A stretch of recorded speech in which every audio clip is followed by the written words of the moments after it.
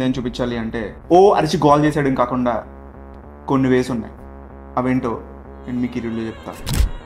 Welcome to the 100 Days of Film Making Day 3.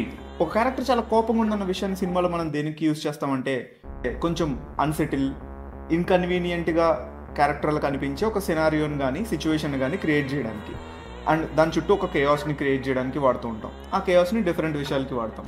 So అందులో ఫస్ట్ది death stairs.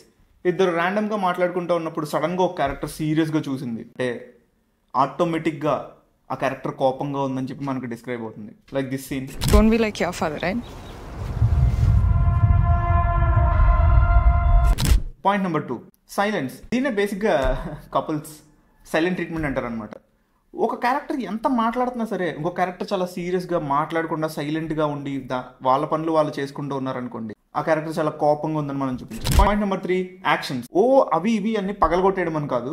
So చేసే చిన్న చిన్న విషయాలే ఫాస్ట్గా చేయడం, కంగారుగా చేయడం, కాల్ని ఫుట్ ట్యాప్ చేయడం, లేదంటే సీరియస్గా అటు ఇటు చూడడం, లేదంటే ఏమన్నా కలపడాలు లాంటివి చేసినప్పుడు టక్ టక్ టక్ అని సౌండ్ వచ్చేలాగా ఫాస్ట్గా చేయడం, ఇలాంటి విషయాలు కూడా మీ క్యారెక్టర్ చాలా కోపంగా ఉందనేది ఆడియన్స్కి రిఫ్లెక్ట్ అయ్యాలి. ఈ మూడు ఒక 3 డిఫరెంట్ సినారియోస్. అలా కాకుండా మీకు ఇంకా డిఫరెంట్ థింగ్స్ ఏమైనా ఉన్నాయని అనిపిస్తే అవి కామెంట్ సెక్షన్లో రాయండి. అండ్ నాకు తెలిసిన ఇంకో 3 టైప్స్ కూడా ఉన్నాయి, అవి నేను కామెంట్ సెక్షన్లో పిన్ చేస్తాను.